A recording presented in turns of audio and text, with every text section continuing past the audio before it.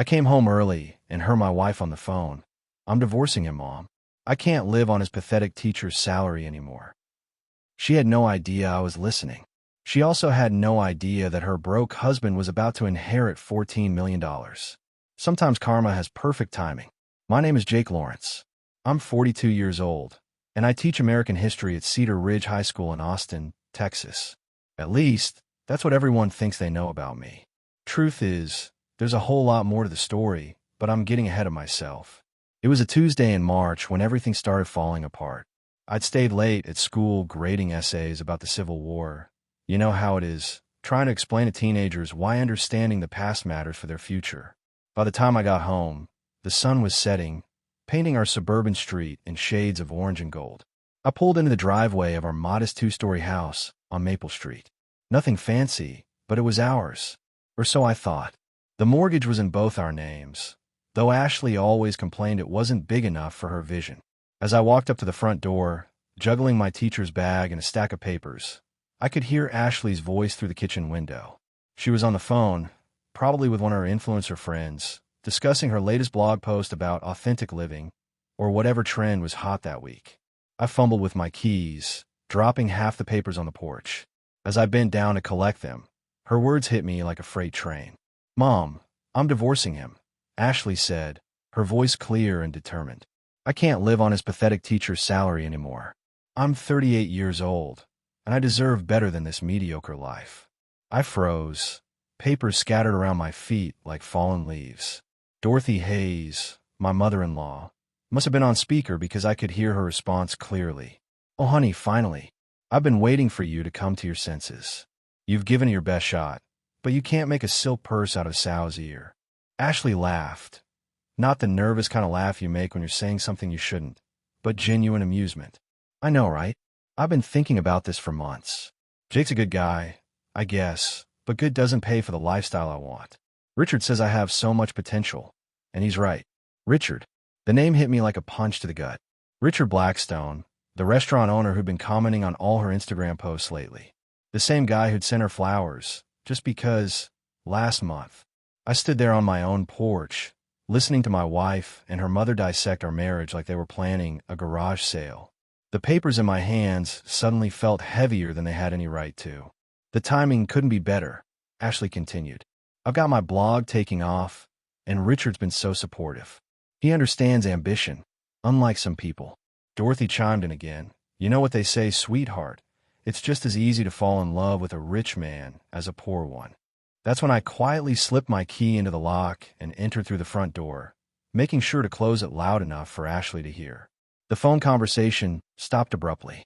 I walked into the house like nothing had happened, setting my teacher's bag on the kitchen counter with the same routine I'd followed for 12 years. Ashley was standing by the window, her phone nowhere in sight, trying to look casual while scrolling through her tablet. "Hey, honey," Ashley said, not looking up from her screen. "How was school today?" "Same as always," I replied, washing my hands at the sink. Tommy Peterson finally understood the concept of cause and effect in history. Small victories, you know. She made that little humming sound she always made when she wasn't really listening.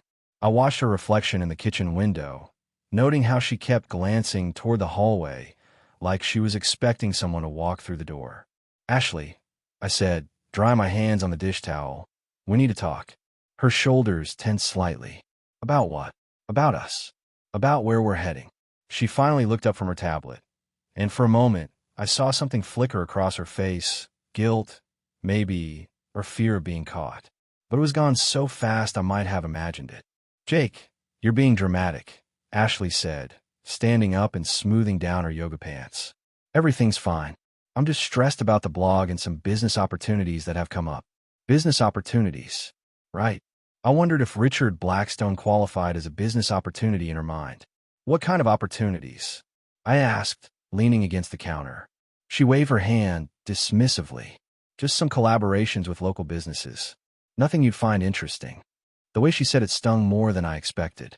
Like my opinion didn't matter. Like I was too small-minded to understand her grand plans. "Try me," I said. Ashley sighed. That long-suffering sound she perfected over the past few months. "It's just networking, Jake. Building connections." You wouldn't understand the influencer world. There it was again, that subtle dismissal, like I was some country bumpkin who couldn't grasp the complexities of her sophisticated life. I decided to test the waters. Maybe we should talk about our finances. Plan for the future together. Her face went pale for just a second. Our finances are fine, Jake. We don't need to change anything. But I could see it in her eyes. She'd already made changes. Big ones. The kind that involved lawyers and paperwork and dividing up a life we'd built together. I love you, Ashley, I said quietly. Whatever's going on, we can work through it. She looked at me then, really looked at me, and I saw something I'd never seen before in her eyes. Pity. I know you do, Jake, Ashley said softly. I know you do. That night, she went to bed early, claiming she had a headache. I stayed up late, sitting in my home office, staring at a framed photo of our wedding day. We looked so happy then, so sure of our future together. I opened my laptop and did something I'd never done before. I looked up divorce lawyers in Austin, just in case.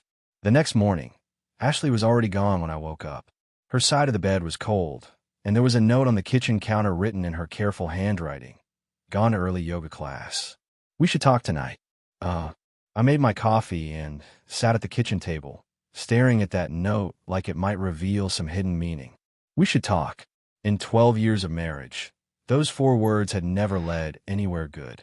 My phone buzzed with a text from my buddy Mike, who taught math down the hall from my classroom. Poker night Friday. Same crew. I typed back, count me in. Might need the distraction. At school, I went through the motions of teaching, but my mind kept wandering. During lunch, I found myself in the guidance counselor's office, talking to Sarah Mitchell, a woman who become a good friend over the years. Jake, you look like someone ran over your dog, Sarah said, unwrapping her sandwich. What's eating at you? I told her about the phone call I'd overheard, leaving out the Richard Blackstone part. Sarah listened without interrupting, her expression growing more serious with each detail. So what are you going to do? Sarah asked. I'm going to give her exactly what she wants, I said. Sarah raised an eyebrow. That doesn't sound like you. Maybe it's time to be someone different. That evening, Ashley came home around 6, carrying a new shopping bag from some boutique I'd never heard of. She'd clearly spent money we didn't have on clothes for a life she was planning without me. Jake, about that talk, Ashley began, setting her bag down carefully. I know, I said, not looking up from the papers I was grading. You want a divorce. She froze. How did you? Doesn't matter how I know. The question is, what do you want from me? Ashley sat down across from me, and for the first time in months, she looked genuinely nervous. I don't want to hurt you, Jake. I need something different. Something more. More money, you mean? Her cheeks flushed. It's not just about money. It's about potential, about building a real future. So what are your terms? I asked, setting down my red pen. Ashley blinked, clearly not expecting such a direct approach. My terms. For the divorce. What do you want? The house? The car? My retirement account? She stared at me like I'd spoken in a foreign language. You're not going to fight this. I met her eyes directly. Ashley, I'm 42 years old. I'm not going to waste time begging someone to stay who's already got one foot out the door. The next week felt surreal. Ashley moved through the house like she was walking on eggshells, clearly expecting me to explode or beg or do something dramatic. Instead, I was the picture of cooperation. When she mentioned wanting to keep the house, I nodded. When she said she'd need the BMW for her business meetings, I agreed. When her lawyer, some guy named Brad Coleman, who looked like he spent more on hair products than I spent on groceries, sent over the preliminary divorce papers, I signed them without a single alteration. Mr. Lawrence, Brad said during our only phone conversation, I have to say, this is unusual. Most men in your position would fight for something. Mr. Coleman, I replied, I believe in making things easy for everyone involved. What I didn't tell him was that I was quietly moving pieces on a chessboard he couldn't see. The first thing I did was visit the county clerk's office during my lunch break.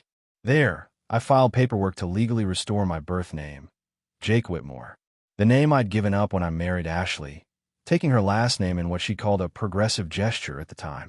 The clerk, a middle-aged woman named Betty, looked confused. You want to change back to your original name?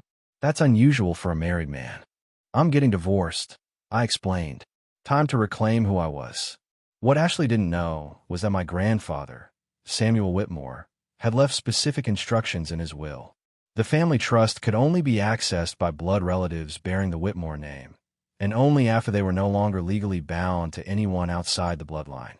I'd kept this information to myself for 12 years, honoring my grandfather's wishes about protecting the family legacy from gold diggers and opportunists. Samuel Whitmore had been a sharp man who'd made his fortune in Texas oil during the boom years, and he'd seen too many family fortunes destroyed by greedy spouses. The second thing I did was call my grandfather's old attorney, Daniel Rothschild, a man who'd been handling Whitmore family business for 40 years. "Jake, my boy," Daniel said when I reached him, "I've been wondering when you'd call. Samuel always said you were the smart one in the family." "It's time, Mr. Rothschild. The marriage is ending, and I'm restoring the name." "Understood. I'll begin the trust activation process immediately. You know what this means for your cousin Tony, don't you?" I'd almost forgotten about Tony Lawrence, my cousin who'd been trying to claim the inheritance for years, arguing that the name requirement was outdated and unfair. "Tony's been making noise again?" I asked. "More than noise, I'm afraid. He's hired some aggressive attorneys, claiming the will is discriminatory.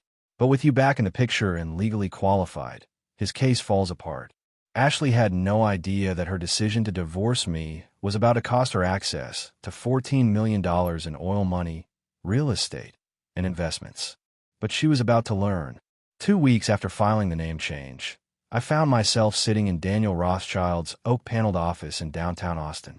The building was old money elegant, leather-bound books, Persian rugs, and oil paintings of stern-looking men who'd probably made their fortunes when Texas was still wild. "Jake," Daniel said, pouring 2 glasses of bourbon despite it being only 3 in the afternoon, "your grandfather will be proud. Samuel always said you had the patience to play the long game." I accepted the glass, feeling the weight of family history in the amber liquid. Ashley has no idea what's coming. And her boyfriend, this Richard fellow. I'd filled Daniel in on what I discovered about Ashley's relationship with Richard Blackstone. The man owned 4 upscale restaurants in Austin, drove a Porsche, and apparently thought my wife was his next acquisition. "Richard's been promising her a lifestyle upgrade," I said, taking her to charity galas, introducing her to his wealthy friends. "Ashley thinks she's trading up." Daniel chuckled, a sound like gravel in a cement mixer. $14 million in oil rights, real estate, and blue-chip investments. "I'd say you're the one trading up, my boy." "What about Tony's legal challenge?" Daniel's expression grew serious. "Your cousin hired Patterson and Associates, expensive lawyers, but not particularly bright ones. They're arguing that the name requirement violates modern inheritance law. Problem is, Samuel's was ironclad. I wrote it myself back in 1987. And the judges. That's where things get interesting." Daniel leaned forward, his voice dropping. "I've heard rumors that Tony's been making contributions to Judge Patricia Williams' campaign fund. She's the one assigned to hear his case. Can she rule in his favor?" "She can try, but with you legally restored to the Whitmore name and unmarried after the divorce, her hands are tied. The trust activates automatically." I finished my bourbon and stood up. "How long until the money transfers?" 48 hours after your divorce decree is signed." "But Jake," Daniel's voice carried a warning, "once this becomes public knowledge, your life changes forever. Are you ready for that?" I thought about Ashley's condescending smiles, her mother's snide comments, her casual dismissal of everything I'd worked for. I thought about Richard Blackstone's smug face and the way he'd started showing up at school events like he belonged there. "I've been ready for 12 years, Mr. Rothschild." Ashley filed the divorce papers on a Friday morning, probably hoping to ruin my weekend. Instead, I took the day off and drove to my favorite fishing spot on Lake Travis. Sometimes a man needs to think by moving water, and I had a lot to consider. My phone buzzed with texts throughout the day. Ashley's messages were all business. "Sign the papers. Brad says this should be finalized within 30 days. Thank you for being mature about this." Mature, right? If she only knew how mature I was being. That evening, Ashley suggested we have dinner together for closure. She picked some trendy place downtown where the portions were tiny and the prices were ridiculous. The kind of restaurant Richard Blackstone probably frequented. "Jake, I want you to know this isn't personal," Ashley said, cutting her overpriced salmon into perfect squares. We just want different things. I looked across the table at my soon-to-be ex-wife. She was wearing a new dress I'd never seen before, jewelry that definitely wasn't in our budget, and that particular smile she used when she was about to deliver bad news gently. I understand completely, I said. You want more than I can give you. Exactly. Ashley's face lit up like I'd finally solved a difficult equation. You're content with your teaching job, in your little house, in your simple life. There's nothing wrong with that. But I need stimulation, growth, excitement. And Richard provides that. Ashley's fork paused halfway to her mouth. What does Richard have to do with anything? Come on, Ashley. I'm not stupid. The flowers, the expensive dinners, the new clothes. You've been auditioning for a different life for months. She set down her fork and looked me directly in the eyes. Richard is a friend who understands my potential. Unlike some people, he doesn't try to keep me small. So you're trading one husband for another. Ashley's cheeks flushed. I'm choosing to be with someone who shares my vision for the future. Someone who can actually afford the life I deserve. I signaled the waiter for the check. When it came, I pulled out my credit card without looking at the total. Jake, you don't have to. I insist, I said. Consider it my divorce gift to you. As we walked to our cars, Ashley actually had the nerve to say, I hope we can still be friends. I don't want you to think badly of me. I looked at this woman I'd been married to for 12 years. This person who'd share my bed and my dreams and my quiet hopes for the future, and I felt nothing but pity. Ashley, I said, I don't think about you at all anymore. The hurt that flashed across her face was almost worth the 12 years of marriage. Almost. A month later, everything changed in the span of a single phone call. I was in my new apartment, a modest place on the east side of Austin that Ashley would have hated, when my phone rang. Brad Coleman's name appeared on the screen, and I could hear the panic in his voice before he even said hello. Mr. Mr. Whitmore, Brad stammered, and I could hear papers rustling in the background. We need to talk. Immediately. About what, Brad? About this letter that just arrived by courier. From Rothschild and Associates. Something about a trust activation. I smiled, sitting back in my comfortable chair. What does it say? It says you're the sole beneficiary of the Whitmore Family Trust. $14.2 million in assets. Mr. Whitmore, why didn't you tell us about this during the divorce proceedings? You never asked. We never asked. Brad's voice jumped an octave. This is a $14 million inheritance. You had a legal obligation to disclose major assets. Actually, Brad, I didn't. The trust didn't exist as far as I was concerned until the divorce was finalized. Read the activation clause. I could hear him shuffling through papers, probably trying to understand legal language that was way above his pay grade. This says the trust only becomes accessible to unmarried male descendants bearing the Whitmore name. Brad said slowly. You took your wife's name when you married, and I changed it back 2 years ago. Legally. Quietly. All the paperwork is filed with the county clerk.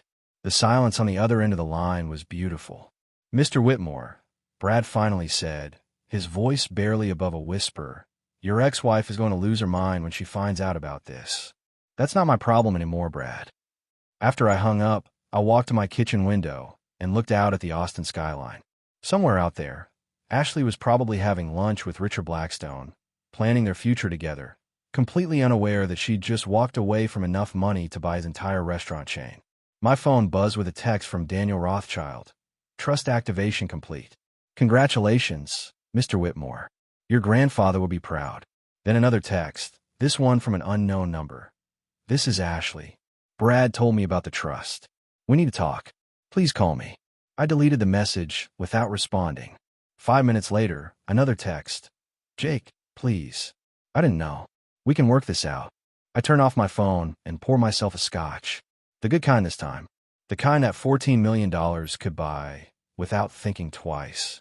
Outside my window, Austin kept humming along, completely unaware that a high school history teacher had just become one of the wealthiest men in the city. The news hit the Austin Business Journal 3 days later. Local educator inherits multi-million-dollar family trust. The article was small, buried on page 4, but it was enough. By noon, I had 12 missed calls from numbers I didn't recognize. By evening, that number had tripled. Reporters, investment advisors, distant relatives I'd never heard of, and one particularly aggressive caller who claimed to represent Tony Lawrence's legal team. The threatening call came at 10 p.m., just as I was settling in to grade papers for my new life as a secret millionaire. Jake Whitmore. The voice was gravelly, professional. Who's asking? Someone who thinks you might want to reconsider your recent inheritance claim. There are people who believe that money belongs elsewhere. I set down my red pen and walked to the window. And what people would those be? The kind who don't like seeing family money stolen by technicalities. Your cousin Tony has a legitimate claim to that trust. Tony can file all the legal papers he wants. The law is clear. Laws can be interpreted differently. Accidents happen to people who don't listen to reason. The line went dead. I stood there for a moment, processing what had just happened. Then I did what any rational person would do. I called Daniel Rothschild.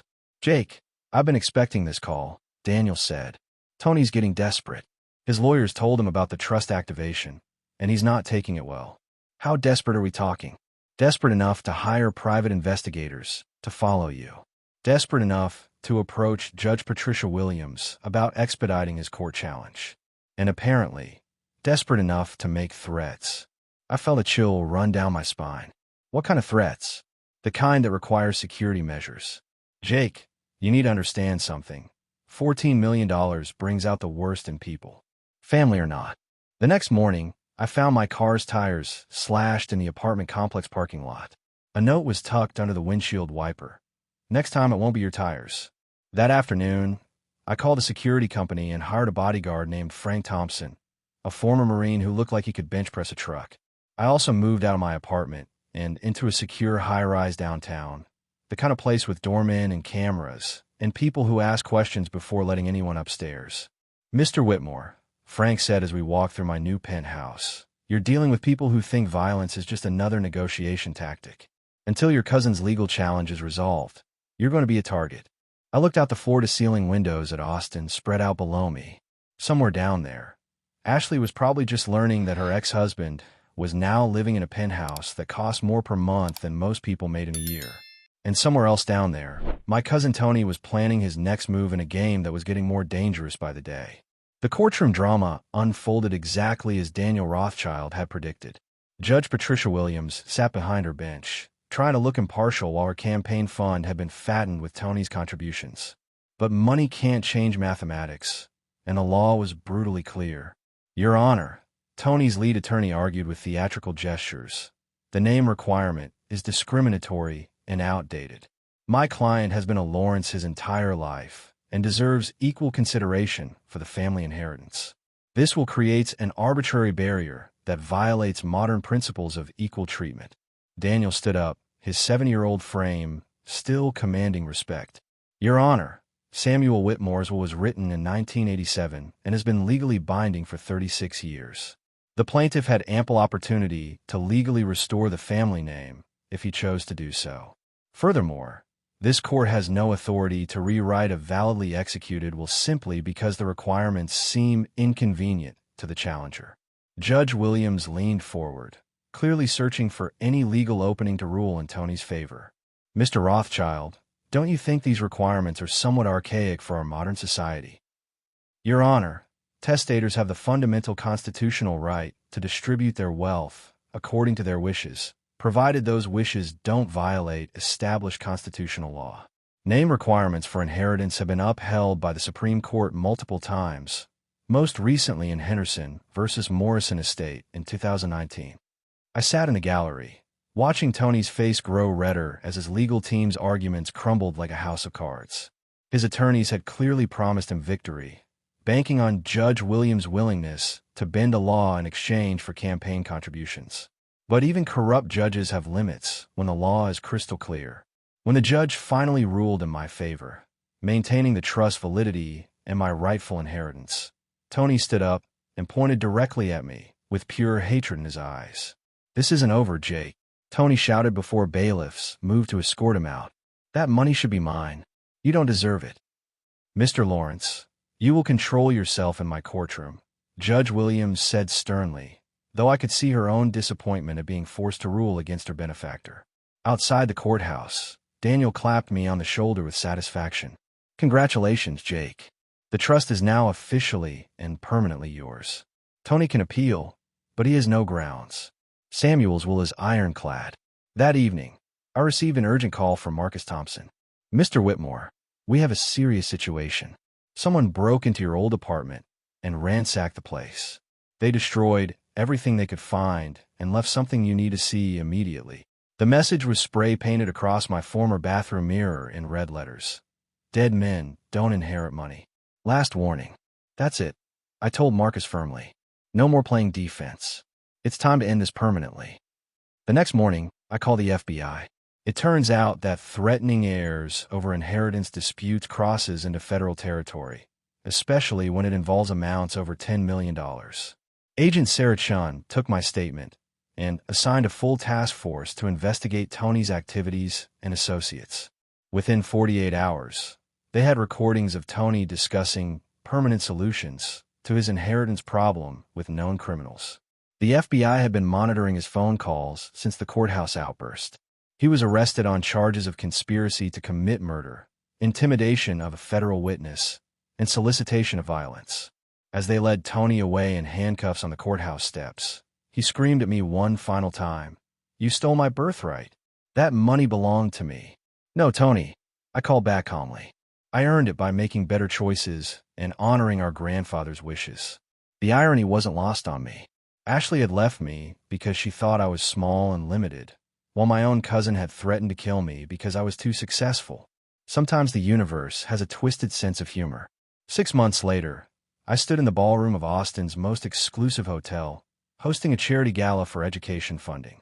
The event raised $2 million for school programs across Texas, and I'd personally contributed another $1 million from the Whitmore Foundation I'd established. The Austin American-Statesman photographer captured me shaking hands with the mayor, the governor, and several tech billionaires who now treated me as an equal. The headline the next day read, "Local educator becomes major philanthropist. Former high school teacher donates millions to Texas education." Ashley saw the article, of course. Everyone in Austin saw it. Her friends started sending her screenshots with messages like, "Isn't this your ex-husband?" and "Girl, you messed up bad." She tried calling me 17 times that week, leaving increasingly desperate voicemails. When I finally answered, her voice was small and shaking. "Jake, I made a terrible mistake. The biggest mistake of my life. I didn't know about your family's money. If I had known about the trust, if you had known, you never would have shown me who you really were." I replied calmly. "You did me a favor, Ashley. You revealed your true character when you thought I had nothing to offer. Can we meet? Can we talk about this properly? I know I hurt you, but we can work through this. Ashley, you're with Richard now. Build the life you wanted with him." Her voice broke. "Richard and I, it's not what I thought it would be. He's not as wealthy as he pretended to be. His restaurants are leveraged to the ceiling, and he's been lying about his financial situation. I've been living a fantasy." I almost laughed at the poetic justice. "So you want to come back now that you know I have money?" "I want to come back because I love you. I realize now that I threw away something real for something fake." "No, Ashley. You love what I have now. There's a fundamental difference. If I were still living in our old house, teaching full-time and driving my Honda, you wouldn't be calling me right now." "That's not true." "Yes, it is. And we both know it." I hung up and blocked her number permanently. The truth is, I felt sorry for her in a distant way. She'd thrown away a real partnership, genuine love, and shared dreams for the illusion of wealth, only to discover that real wealth had been sitting across the dinner table from her every night for 12 years. Richard Blackstone's restaurant empire collapsed 6 months later. Apparently, fancy restaurants built on massive debt don't survive economic downturns. Ashley posted a GoFundMe page asking for help with basic living expenses, describing herself as a victim of financial abuse and deception. I didn't contribute, but I heard through mutual friends that she'd moved back in with her mother Dottie, who now blamed Ashley for throwing away the golden goose. These days, I still teach at Cedar Ridge High School 3 days a week. Not because I need the money, but because I love watching kids discover that they're capable of more than they thought possible. The other 2 days, I manage the Whitmore Foundation, which has become one of Texas's largest education charities. I live in a beautiful house on Lake Travis with a view that takes your breath away. I drive a reliable car, wear comfortable clothes, and choose simplicity because it brings me peace, not because it's forced on me by circumstances. Sometimes I think about Ashley and wonder if she learned anything from our divorce. Probably not. People like her don't usually learn from their mistakes. They just find new ways to make the same ones with different people. But that's not my problem anymore. I'm Jake Whitmore, heir to a $14 million legacy, and I sleep well at night knowing that my grandfather would be proud of the man I became and the choices I made. Sometimes the quiet ones really do finish first, and sometimes, just sometimes, justice actually prevails.